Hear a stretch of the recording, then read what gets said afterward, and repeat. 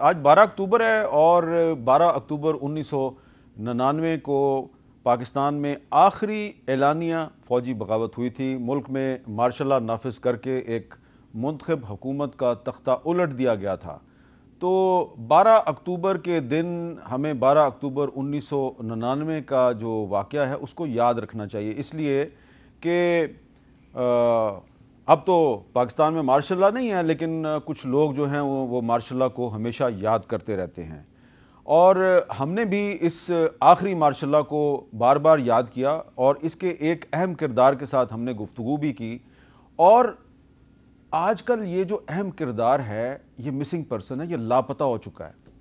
10 سال پہلے ان سے ہم نے کیا بات کی تھی، آج 12 اکتوبر کے دن میں آپ کو ضرور سنوانا چاہتا ہوں.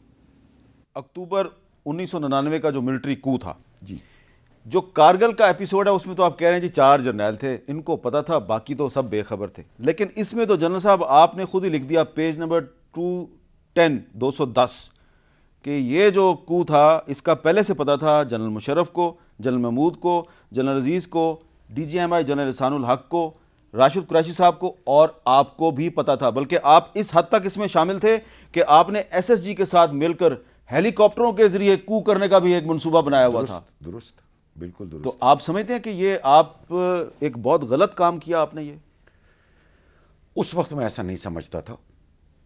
میں یہ دیکھتا ہوں کہ ہاں آپ مجھے کہہ سکتے ہیں کہ تم نے کانسٹیٹیوشن کو اپ ہولڈ کرنے کی قسم کھائی تھی تو تم نے کانسٹیٹیوشن کے خلاف کام کیا. تو پہلی بات ہے کہ جنہوں نے کانسٹیٹیوشن بنایا، جو سیاسی سربراہ ہیں اس ملک کے، وہ بھی تو اسی کانسٹیٹیوشن پر قسم کھاتے، جوڈیشری بھی کھاتی ہے، تمام اس ملک کے بڑے بڑے عہدیداران اسی کانسٹیٹیوشن پر قسم کھاتے ہیں، پھر اس کے بعد اس کانسٹیٹیوشن کو ردی کے ڈبے میں پھینک دیتے ہیں. اس ملک میں جو ناانصافیاں ہوتی ہیں، جو لوٹ مار ہوتی ہے، جو سپریم کورٹ پر حملہ ہوتا ہے، جو ہر قسم کے کام ہوتے ہیں، وہ سب کانسٹیٹیوشن کے خلاف ہے. کیا غریب آدمی کا قتل، غریب آدمی کا خون چوسنا کانسٹیٹیوشن کے مطابق ہو رہا ہے آج؟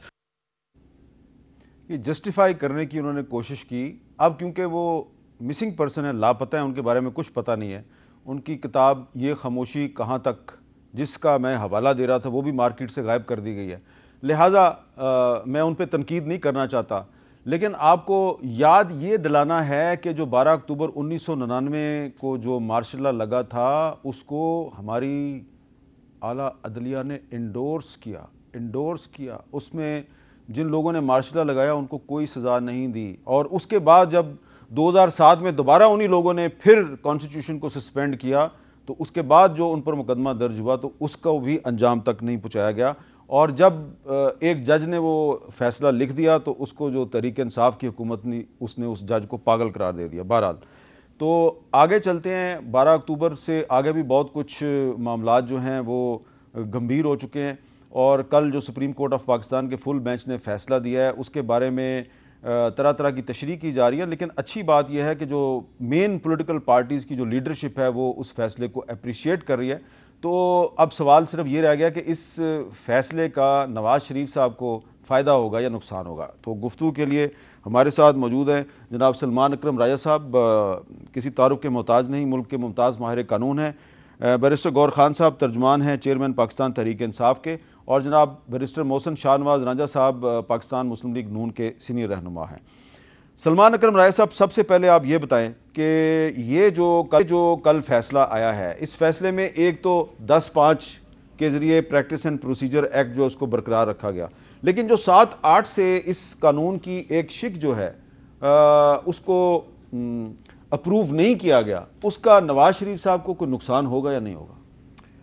جی ظاہر ہے ایک رستہ بند ہو گیا میاں نواز شریف صاحب کے لیے، اور میری دانست میں یہ قانون بنانے والوں کا مقصد جو تھا اصل وہ یہی تھا، وہ یہی شک تھی. باقی باتیں تو ٹھیک ہے آ گئی اس میں، لیکن اصل مقصد یہی تھا کہ ایک راستہ کھولا جائے، اپیل کے ذریعے جو ان کی نااہلی ہوئی تھی اس کو ختم کرایا جائے. اور یہ ایک آسان راستہ تھا. سپریم کورٹ کا ایک بڑا بینچ بیٹھتا اور میری نظر میں وہ فیصلہ کوئی بہت مستحکم کیا آپ کے خیال میں کیا نقصان ہوا ہے نواز شریف صاحب کو؟ دیکھیے اب وہ اپیل تو دائر نہیں کر سکیں گے نا، اب ان کو ایک لمبا راستہ لینا پڑے گا. پہلے ایک چھوٹا راستہ تھا کہ سپریم کورٹ میں اپیل دائر کرتے، ان کی اپیل منظور ہو جاتی، ان کی نااہلی ختم ہو جاتی. اب انہیں یہ کرنا پڑے گا کہ جو یہ 2017 میں انہوں نے الیکشن ایکٹ 2017 میں جو ترمیم کی ہے کہ 62(1)(f) کے تحت جو نااہلی ہے اس کی مدت 5 سال ہوگی، اس ترمیم پہ انحصار کرنا پڑے گا اپنے کاغذات نامزدگی داخل کرتے وقت۔ اچھا، اور اس وقت یہ اعتراض اٹھے گا کہ یہ جو ترمیم کی گئی ہے یہ آئین کے خلاف ہے، کیونکہ آئین کی تشریح سپریم کورٹ کر چکی ہے کہ 62(1)(f) کے تحت جو نااہلی ہے وہ تا حیات ہے، لہٰذا یہ قانون سازی جو ہے آئین کے خلاف ہے اور اس لیے اس کو کالعدم تصور کیا۔ اچھا، اب